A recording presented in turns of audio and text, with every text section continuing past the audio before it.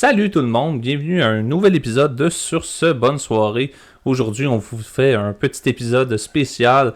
On vous fait une grosse analyse sur le début de saison des Canadiens de Montréal, leur dossier et ceux des joueurs de l'équipe. Après 6 revers consécutifs pour le tricolore, on a enfin réussi à gagner un premier match en 7 matchs, ce qui est vraiment énorme. Mais ça a vraiment été ça un peu la recette, si on veut, du Canadien depuis le début de la saison. On a gagné 2 matchs consécutifs il y a quelques semaines, le samedi et le dimanche, contre les Blues de Saint-Louis et les Flyers de Philadelphie. Mais depuis, c'est vraiment 6 revers et ça a été vraiment des revers très gênants. On est quand même 32e de la Ligue dans ce qui est des buts alloués par match. On a une moyenne de 4 buts alloués par match, qui est vraiment inacceptable. Mais on a gagné, heureusement, un match contre les Sabres de Buffalo 7-5. Donc oui, c'est 7 buts marqués en 3 périodes, mais c'est encore une fois plus de 4 buts alloués dans le match pour un total de 5. Donc vraiment, ça explique un peu le début de saison et comment il faut un changement de structure au niveau, oui, offensif, mais surtout au niveau défensif, mais surtout au niveau du gardien de but. Moi, je pense qu'il y a deux choses très importantes qu'il va falloir faire. Premièrement, une des choses qui était importante, c'est vraiment d'avoir remporté le match aujourd'hui face à Buffalo. Je pense qu'après 6 défaites, il n'aurait pas fallu encore en échapper 2 ou 3 consécutifs parce que je pense vraiment que ça aurait été très pénible pour l'équipe. Ensuite, je crois que, comme on voit depuis le début de la saison, défensivement, puis on l'a vu encore dans le match aujourd'hui avec 5 buts accordés, ça va vraiment pas aider notre moyenne de buts alloués par match, qui en est d'ailleurs, comme Jay a dit, 32e de la Ligue sur 32 en ce moment. Moi, je pense que vraiment, il y a 2 trucs au niveau défensif et du gardien de but qu'il faut changer absolument. Premièrement, j'ai l'impression qu'il faut changer notre coach défensif, qui est présentement Stéphane Robida. Je pense vraiment que ça ne fonctionne pas. Ça fait quelques saisons qu'il est là avec Martin Saint-Louis. Puis défensivement, il n'y a pas vraiment d'évolution. Oui, on a beaucoup de jeunes en défensive. Oui, les erreurs peuvent être permises dans un sens parce que c'est des jeunes, ils n'ont pas beaucoup d'expérience. Mais je pense qu'avec ce qu'on voit depuis certaines saisons, je pense vraiment que la structure défensive doit changer et ça passe souvent par le coach défensif qui est Stéphane Robida. Malheureusement pour lui, c'est pas non plus de sa faute au complet à Stéphane Robida parce que c'est pas lui qui est sur la glace, mais je pense quand même que c'est important de changer cet aspect-là du coaching staff pour espérer avoir une évolution au niveau de la défense des joueurs. Ensuite, j'ai l'impression que ce qu'on voit avec Cayden Primeau depuis le début de la saison, on doit lancer la serviette sur ce gardien-là. J'ai l'impression que Cayden Primeau n'a aucun avenir avec le Canadien. Avant le match d'aujourd'hui, parce que c'est lui qui avait commencé le match contre Buffalo, et il a été remplacé en 3e période par Montembeault. Donc avant le match d'aujourd'hui, en 6 matchs joués, c'est 1 victoire, 2 défaites, 1 défaite en temps supplémentaire. C'était une moyenne de but de 4,39 puis un pourcentage d'efficacité de 8,61. C'est inacceptable pour un gardien numéro 2 qui est censé appuyer ton gardien numéro 1.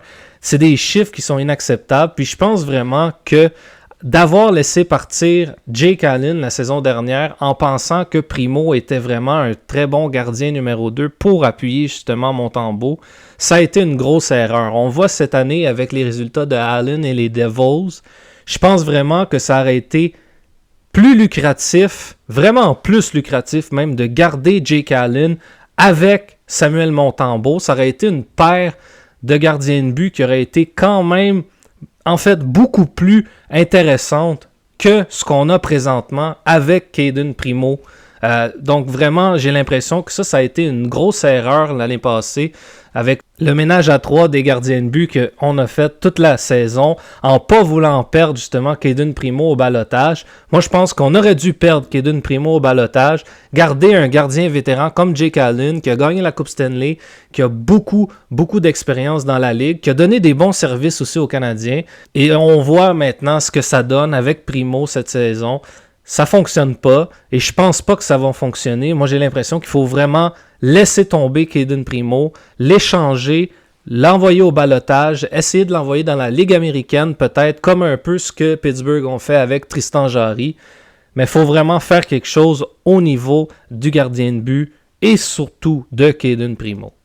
C'est fou comment tu parles de Jake Allen avec ses bons services, parce que la saison passée, oui, il y a eu effectivement le fameux ménage à trois des gardiens de but avec Montembeault, Primo et Allen, mais Allen quand même a eu quand même un dossier qui était quand même assez respectable malgré tout. C'est surtout Primo que je trouve qu'on n'a pas assez...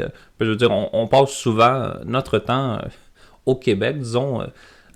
blaster quand même assez Primo, mais si on regarde comment Jake Allen performe en ce moment au New Jersey, je pense qu'il y a 2 blanchissages en ce moment.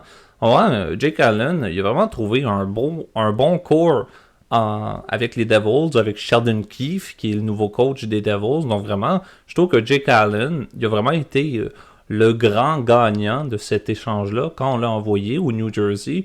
New Jersey qui sont vraiment une équipe extrêmement forte dans l'Est. Une équipe qui vraiment montre qu'avec Markstrom et Allen, vraiment, au niveau du but, il est extrêmement bien gardé. Sauf que nous, on est quand même pognés avec Caden Primo. Donc, ça aurait été peut-être un bon gamble de peut-être l'envoyer au ballottage, de peut-être aller chercher un choix au repêchage ou quelque chose avec ça. Mais j'aimerais vous poser une question, en fait. On a assez parlé de Caden Primo. Qu'est-ce que vous pensez des performances de Samuel Montembeault? Pas seulement au dernier match, mais overall dans la saison qui se poursuit. Pour répondre à ta question, au début, avec le premier match qu'il y a eu contre Toronto, on voyait peut-être que Montembeault il est devenu stable avec son blanchissage qu'il y a eu, comme ça a été parfait. Mais maintenant, je vois avec 15 matchs joués, qu'il n'est pas stable, qu'il n'est pas constant. Je trouve qu'il peut faire beaucoup, beaucoup mieux.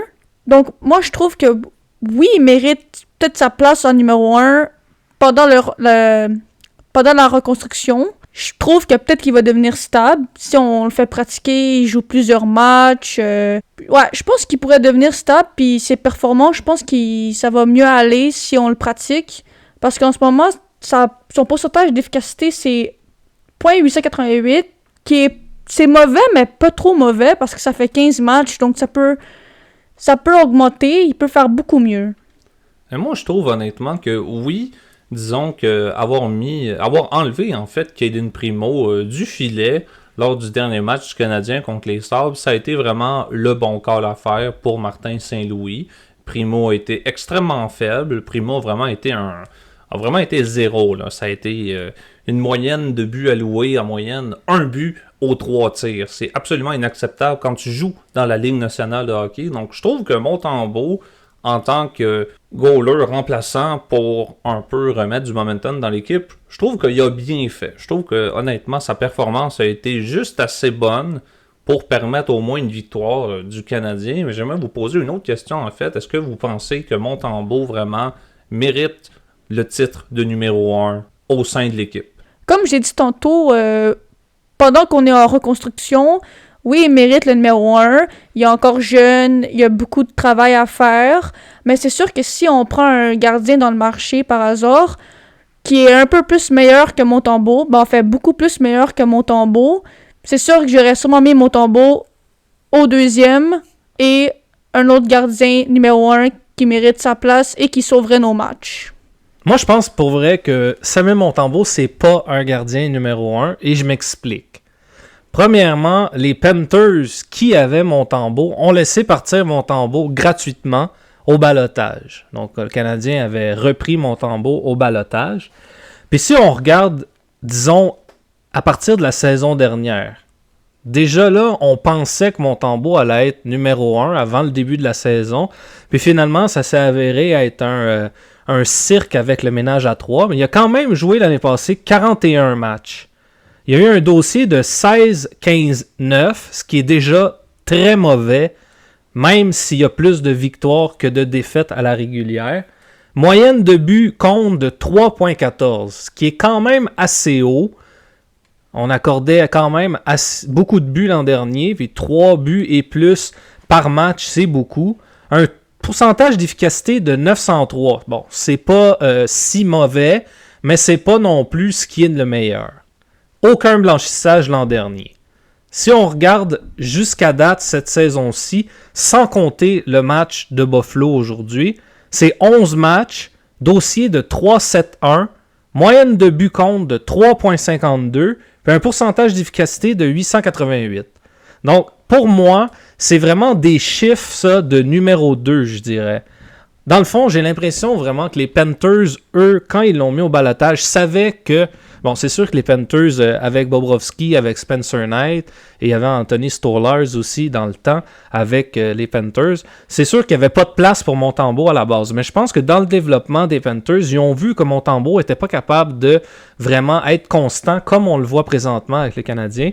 Puis j'ai l'impression que pour eux, d'avoir lui comme numéro 2, ça marchait pas non plus. Fait qu'ils l'ont laissé vraiment partir gratuitement. Puis nous, en le prenant gratuitement comme ça, on pensait qu'on aurait pu, parce que Montembeault est quand même encore assez jeune, surtout quand il est arrivé, on pensait vraiment, je pense, qu'on pouvait le développer en bon gardien numéro 1, mais ce qu'on voit depuis 2 saisons vraiment, où c'est lui qui a eu le plus de matchs disputés au niveau des gardiens de but du côté des Canadiens, on voit vraiment que, comme Chloé a dit, la constance n'est pas là. Il peut se présenter, si on prend comme exemple le premier match de la saison face à Toronto, une grosse performance, une vraie performance de numéro 1, d'un gardien dominant, blanchissage, aucun but accordé, plus de 40 arrêts. Ça a vraiment été un match qu'on voudrait à chaque soir de Montembeault quand il est devant le filet.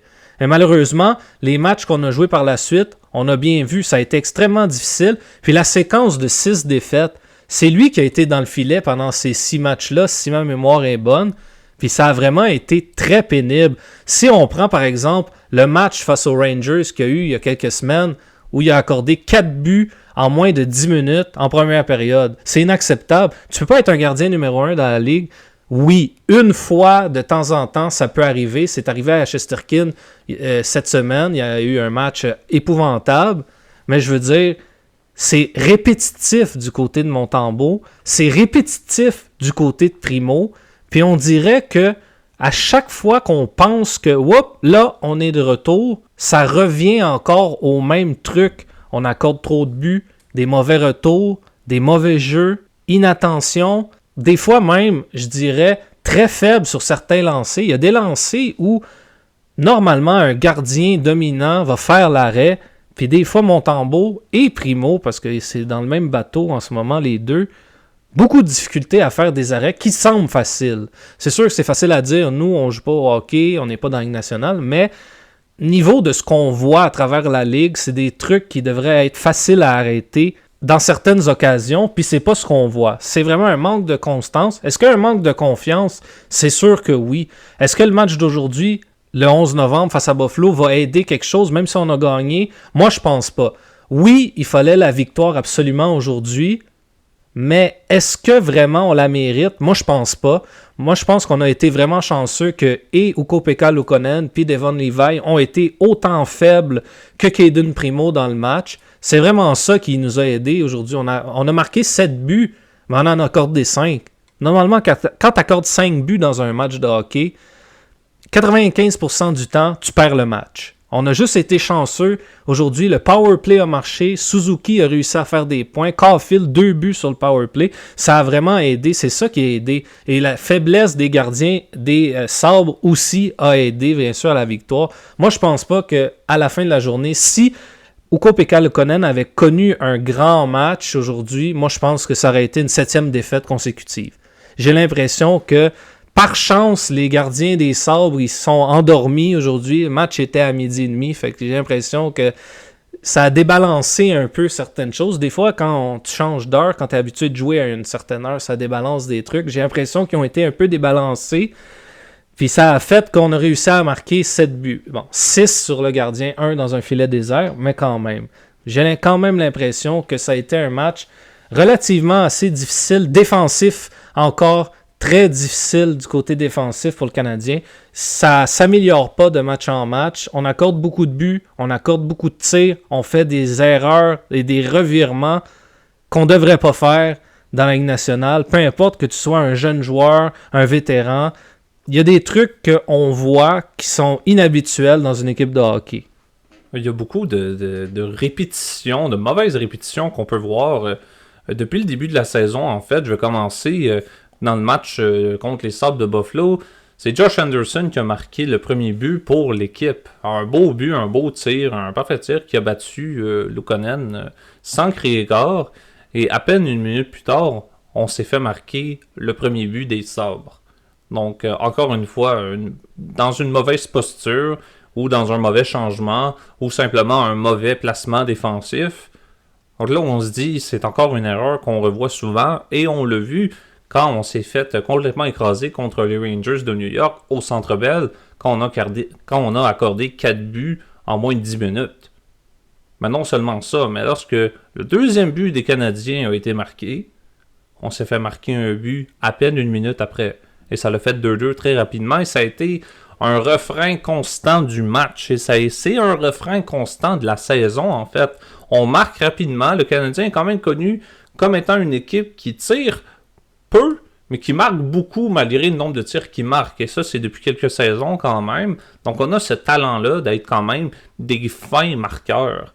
Mais c'est défensivement qu'il y a des problèmes. Donc, qu'est-ce qu'il faudrait changer au niveau de la défense? On fait jouer Lane Hutson avec un bon vétéran, David Savard, ou des fois avec Mike Matheson. Est-ce que Kaiden Guhle est encore un défenseur en qui on peut faire confiance? Est-ce qu'il y a une transaction qui va s'emmener peut-être à la date limite des transactions, qui va amener peut-être un défenseur top 6 au sein de la franchise? Moi, je crois du côté défensif, on a fait une très grosse erreur cet été.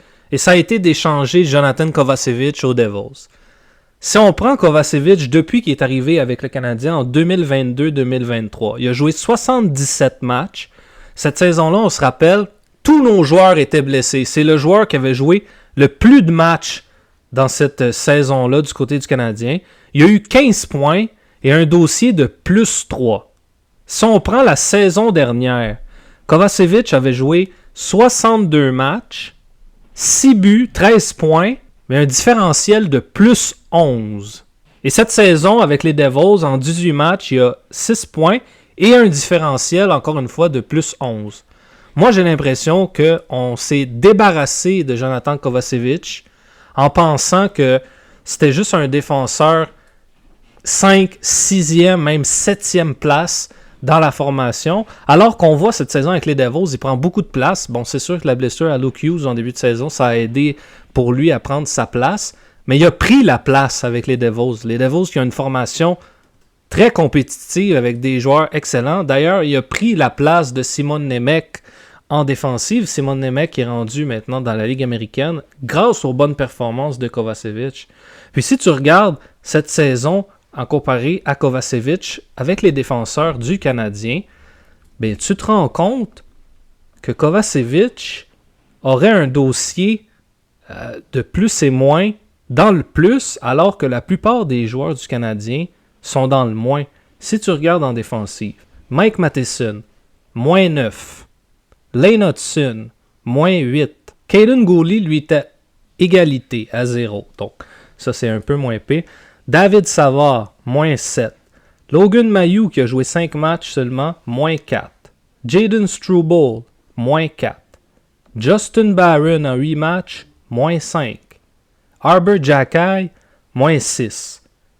Moi, j'ai l'impression qu'on a abandonné le cas de Kovacevic quand on avait un défenseur défensif qui était capable de brasser quand il y avait quelque chose sur la patinoire, capable de répondre, bonne mise en échec, mais un joueur qui était toujours là, qui donnait tout, et qui était toujours dans le plus depuis le début de sa carrière avec le Canadien. Moi, je pense que défensivement, ça aurait été excellent de le garder. Je pense qu'on a trop voulu faire de place aux jeunes cette saison, puis ça nous coûte vraiment, puis c'est ce qu'on voit. Alors que Kovacevic était établi depuis 4 saisons maintenant, un défenseur qui était fiable, selon moi, très fiable, qui a donné des bons services encore, puis encore une fois, on laisse partir un joueur qui aurait pu grandement nous aider côté défensif pour permettre aux jeunes de se développer. Moi, je pense que si tu veux développer des jeunes, tu les passes par la Ligue américaine pendant un certain temps. Comme on voit avec Mailloux, il est venu un peu parce qu'il y a eu des blessures. On l'a retourné dans la Ligue américaine. Puis dans la Ligue américaine, il domine tout. Il se développe, il fait des buts, il fait des passes, il fait des points, il fait des beaux jeux. Il apprend vraiment c'est quoi les systèmes, qui vont être utilisés dans la Ligue nationale. Tandis que là, on lance des Lane Hudson qui, soit dit en passant, fait très bien. C'est un des seuls, d'ailleurs, jeunes qui fait très bien. Mais quand même, on lance comme ça des 20 minutes et plus par match, ce qui est beaucoup pour un très jeune défenseur. Justin Barron, moi, je comprends pas pourquoi il est encore avec nous. Je trouve que ce joueur-là sert absolument à rien. Oui, quelques buts ici et là, mais je veux dire, avec ce qu'on voit en général, Justin Barron aurait dû être un joueur, lui, qui aurait dû être échangé. Et moi, j'aurais gardé Kovacevic à sa place. Kovacevic, pour moi, avait sa place avec les Canadiens cette saison. Justin Barron ne l'avait pas.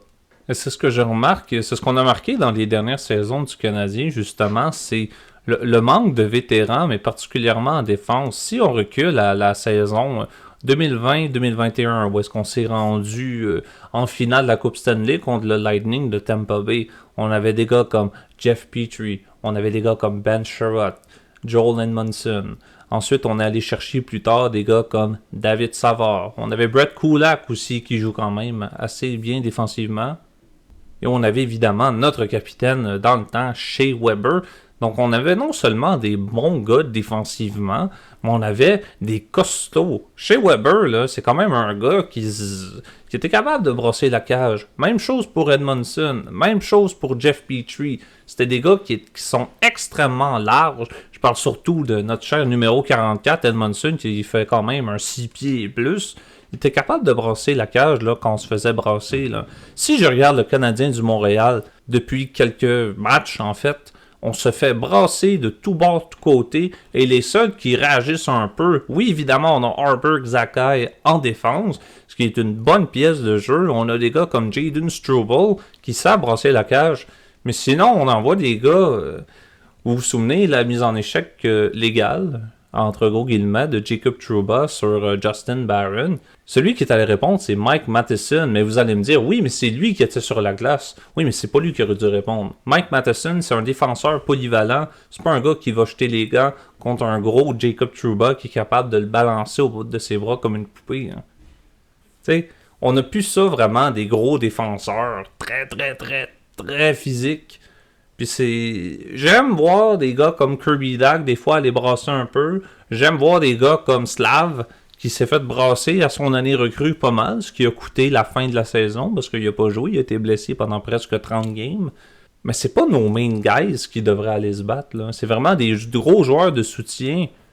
D'où le fameux cas de Michael Pezzetta, qui je pense qu'il est un joueur que tout le monde ici à la table apprécie quand même assez bien, parce que justement, ce gars-là est capable d'aller se battre. Il s'est d'ailleurs battu contre Ryan Reeves cette année. Il a mangé une volée, oui, mais au moins il est allé répondre à une mise en échec. Au moins il est allé répondre à un coup salaud. C'est ce qu'on n'a pas fait face au coup légal de Jacob Trouba. C'est ce qui manque à l'équipe depuis plus d'une saison. Je trouve particulièrement que depuis cette finale de la Coupe Stanley-là, où est-ce qu'on s'est rendu face au Lightning, c'est pas mal là que notre équipe a commencé à un peu dégringoler dans la misère. Je m'explique. On n'a pas voulu signer Corey Perry, qui avait été vraiment un bon vétéran qu'on était allé chercher pendant cette saison-là. On n'a pas voulu garder Philippe Danault, qui s'est rendu aux Kings de Los Angeles. Et ça nous a coûté un centre extrêmement important. On s'est littéralement fait voler Kotkaniemi. Quoique Kotkaniemi n'était peut-être pas le meilleur joueur de l'équipe, mais quand même, c'était un joueur de centre qui savait quand même bien faire la job. Donc on s'est débarrassé de plein de joueurs. Combien de joueurs il reste qui étaient en finale de la Coupe Stanley qui sont encore avec nous? Il y a Gallagher, Anderson, Caulfield, Suzuki. Sinon, ça fait presque pas mal de tours. Peut-être que j'en oublie un ou deux. Mais on s'est débarrassé pas mal d'un gros corps. Et évidemment, j'ai parlé plus tôt de Edmondson, Sherratt, Petrie qui étaient là en finale. Donc, on s'est débarrassé d'un gros corps. Et en plus, on a perdu non seulement Shea Weber, parce qu'il avait été extrêmement blessé pendant la finale, mais on a perdu la face de notre équipe, Carey Price. Et depuis que Carey Price n'est plus au sein de l'équipe, parce qu'il est encore sur la liste des blessés à long terme, puisqu'on l'a signé quand même un contrat de 10 millions par année, ce qui est quand même assez énorme, et ça paraît dans notre masse salariale. On n'a pas de goalers qui sont vraiment numéro 1, c'est ce qu'on a parlé plus tôt avec Montembeault et Primo. Donc je trouve que ça a vraiment été un gros turning point non seulement de l'équipe, mais de la franchise. Bergevin, lui, il est plus là. Dominique Ducharme, qui nous a amené en finale, il est plus là. C'est rendu Martin Saint-Louis. Et j'aimerais vous poser une autre question maintenant. Qu'est-ce que vous pensez du travail de Martin Saint-Louis depuis quelques saisons? Martin Saint-Louis, quand ça a été le nouveau coach en 22-23, on voyait un peu de progression dans l'équipe. Ensuite, l'année passée, 23-24, on voyait aussi qu'il y avait de la progression. Et là, cette saison, le premier match avec Toronto, on se disait que ça allait bien aller et tout. Mais maintenant, avec 15 matchs joués, on voit que c'est un peu difficile. On voit qu'il y a des changements à faire. Oui, il change les trios. Il fait un peu de ménage aussi des trios. Mais je veux dire, il y a beaucoup de trucs encore à corriger. Je trouve que c'est un bon coach, oui. Mais cette saison, c'est un peu plus difficile. Je trouve vraiment peut-être qu'il doit être remplacé. Peut-être que c'est lui le problème. En ce moment, on est 32e dans la ligue. Fait qu'on voit qu'il n'y a pas de progression de l'année dernière. Donc peut-être que oui, je ferai un petit changement parce que clairement avec lui, ils ont de la difficulté. Si en pratique, il fait les mêmes jeux qui marchent toujours pas, que la défensive ne marche toujours pas, puis que quand il y a une faute, quand les arbitres font des erreurs, qu'il réagit pas, faut qu'il réagisse. Faut aussi je trouve qu'il encourage l'équipe, oui, mais je trouve qu'il y a beaucoup encore de travail à faire. Si on voit pas de progression pour les matchs suivants, je trouve vraiment que c'est lui le problème. 6 défaites consécutives, ça marche pas. Fait que oui, en effet, c'est un bon coach, mais je trouve qu'il y a beaucoup de trucs à changer. Pour l'instant, je le garderai, mais si on est encore en voie de défaite dans les prochains matchs, si on monte encore à 6 défaites consécutives, je pense vraiment que ce serait lui le problème. Moi, je pense que les 2 saisons avant celle-ci, on pouvait pas trop parler sur Martin Saint-Louis. Il est arrivé, l'équipe avait perdu, comme tu as dit, Jay, des gros joueurs, des joueurs très importants pour l'équipe. Donc, je pense que sa première saison, c'était vraiment s'adapter, adapter son style de jeu, puis vraiment essayer de faire évoluer l'équipe. Comme Chloé a dit, les 2 premières saisons qui ont été là, il y a eu de l'évolution. L'année passée, ça a été difficile aussi, oui, mais on a eu de la progression de plusieurs personnes, de plusieurs joueurs, et des résultats dans un certain sens. Depuis le début de l'année, la seule chose positive pour moi du côté du Canadien, pour l'instant, en 16 matchs, c'est l'avantage numérique qui a beaucoup progressé. Et c'est bizarre, c'est depuis que Alex Burrows, qui s'occupait depuis quelques saisons de l'avantage numérique, est parti que ça marche plus. Donc pour moi, j'ai l'impression qu'il y a quelques scénarios qui peuvent se développer ici. Comme Chloé a dit, c'est sûr que si on a une autre série de défaites, parce que je le rappelle, on a eu une série cette saison de 6 défaites consécutives et une autre série de 5 défaites consécutives. Donc 2 séries consécutives où on a eu des défaites, et pas juste des défaites de 2-1, des défaites qui font extrêmement mal avec beaucoup trop de buts accordés. Moi, j'ai l'impression que, comme Chloé a dit, si on a une autre série de défaites, j'ai l'impression que c'est Martin Saint-Louis qui va devoir se faire remplacer. Mais avant de remplacer Martin Saint-Louis, comme je l'ai dit un peu plus tôt au début, je pense vraiment qu'il faut remanier un peu l'effectif alentour de Martin Saint-Louis au niveau des coachs.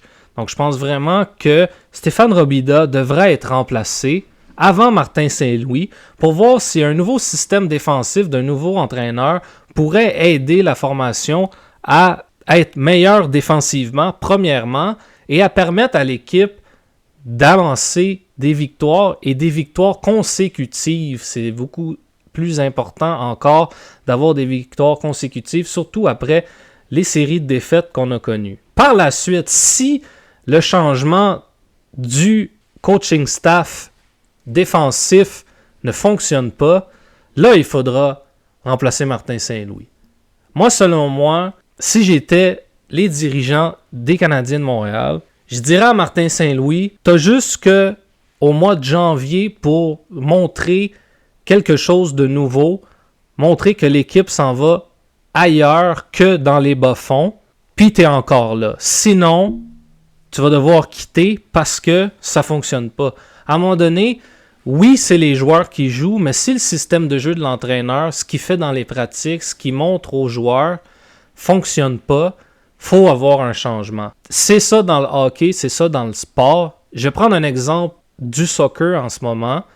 Dans la ligue italienne, en Serie A, l'AS Roma, cette saison, ont changé 2 fois d'entraîneur et ça fait même pas 15 matchs de fait. Ils ont changé le premier entraîneur après 4 matchs. Et là, après 8 matchs, ont changé le deuxième entraîneur. Donc, parfois, oui, c'est les joueurs qui jouent, mais parfois, c'est le coach qui doit écoper parce que son système de jeu ne marche pas.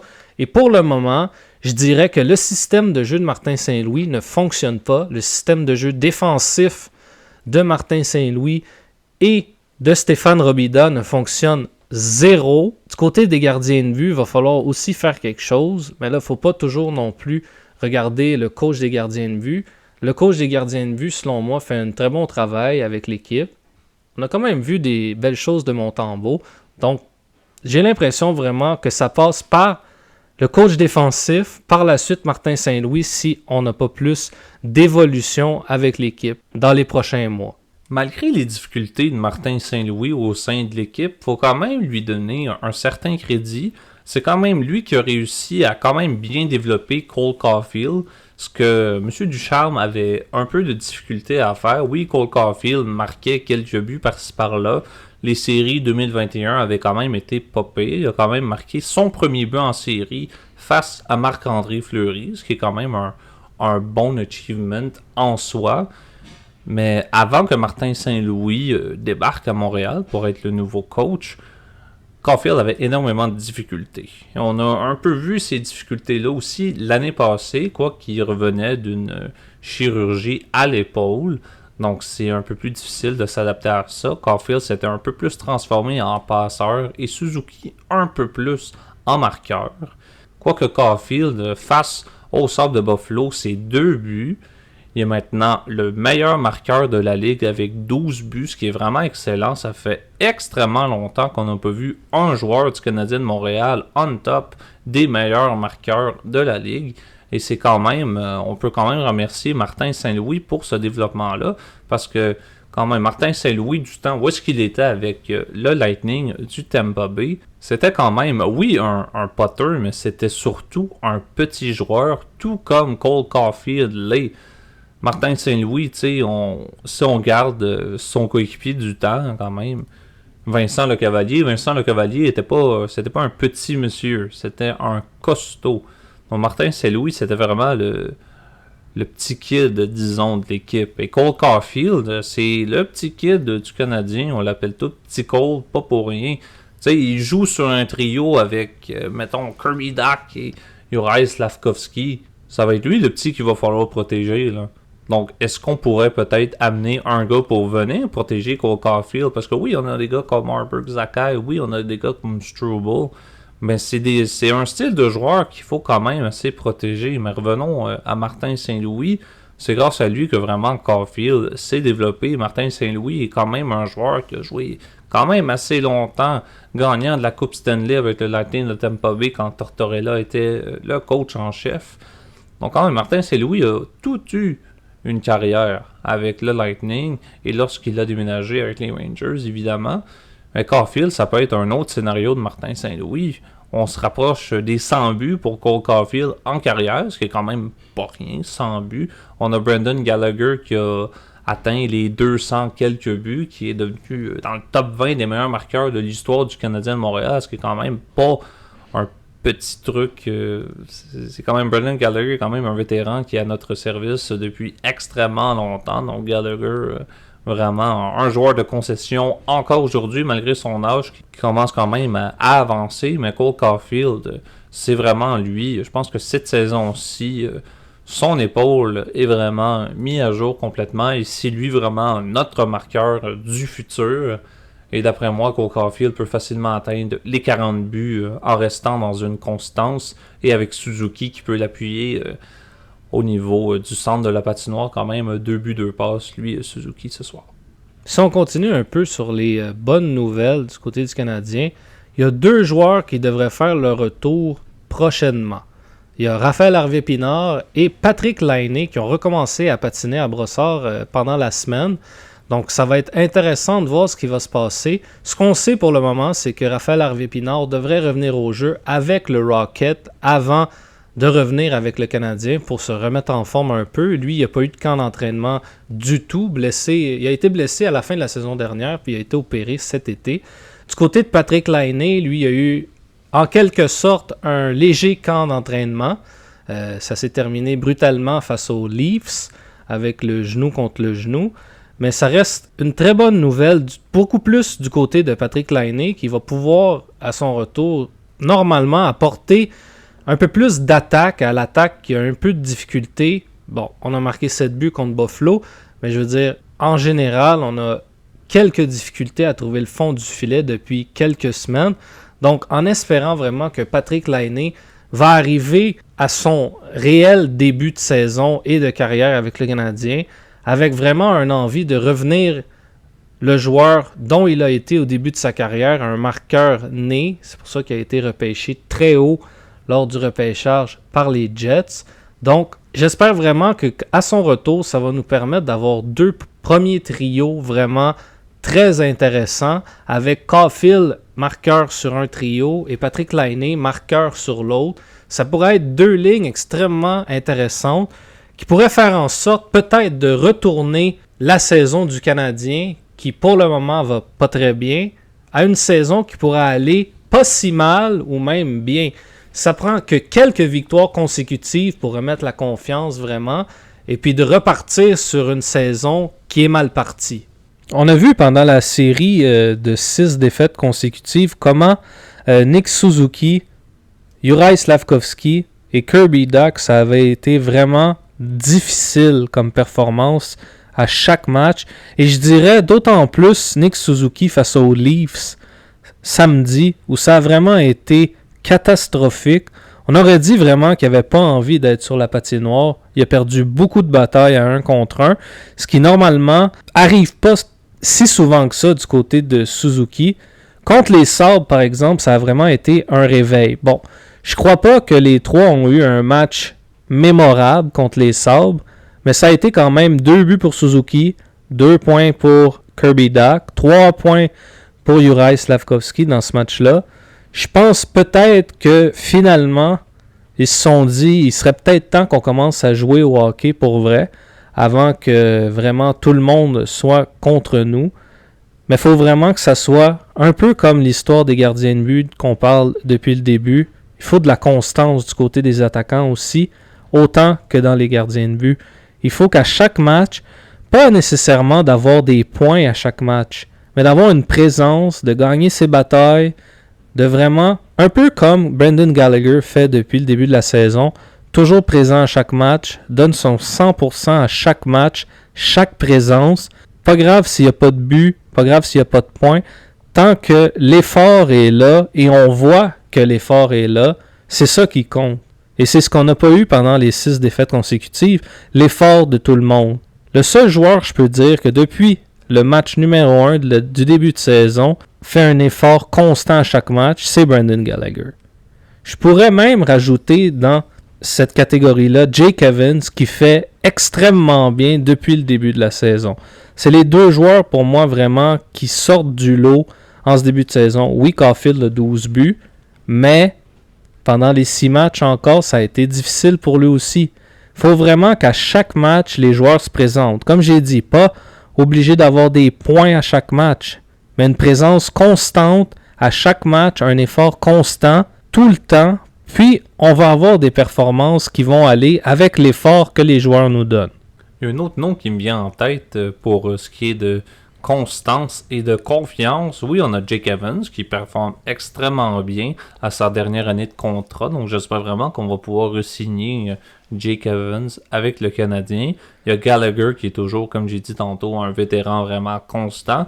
Mais j'aimerais parler aussi du cas de Josh Anderson, qui est vraiment un gars qui a un peu la même trempe que Gallagher. Est un gars un peu plus costaud, un peu plus grand, a un bon tir, a d'ailleurs marqué quand même 1 but, 1 passe face aux Sabres de Buffalo. Donc, je trouve que oui, Josh Anderson, la saison passée, on le traitait un peu de has-been. vu qu'il a eu beaucoup de difficultés à marquer ses premiers buts. Ça a été un début de saison extrêmement pénible.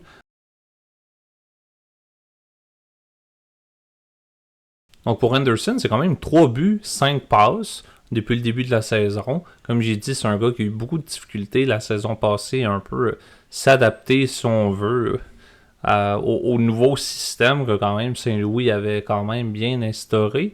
Mais vraiment, Josh Henderson, c'est un gars qui performe bien. Puis l'année passée, on a passé des semaines et des semaines, très particulièrement à l'antichambre. Ils ont été très costauds avec leurs mots, si je peux le dire comme ça, face à Henderson. Sauf que là, il performe bien. C'est quelques matchs de suite avec au moins un point pour Henderson, mais personne n'en parle. Même chose pour Jake Evans. Je sens qu'on est très concentré sur le manque de constance de l'attaque, mais il y a des joueurs qui sont constants, comme Gallagher, comme Anderson. Suzuki, une grosse performance. Kirby Dach, enfin, s'est réveillé. Belle performance avec 2 passes, comme tu as dit, Étienne. Et Slavkovski, 3 passes. Donc, il faut juste garder ce momentum-là, parce que je pense que c'est ça la difficulté du Canadien. C'est de garder un certain momentum avec l'attaque qu'on a. Évidemment, en défense, il y a les améliorations à faire et il y a les constantes erreurs, comme on a mentionné plus tôt. Mais vraiment, en attaque, il faut quand même donner le crédit où est-ce que le crédit doit être donné. Là.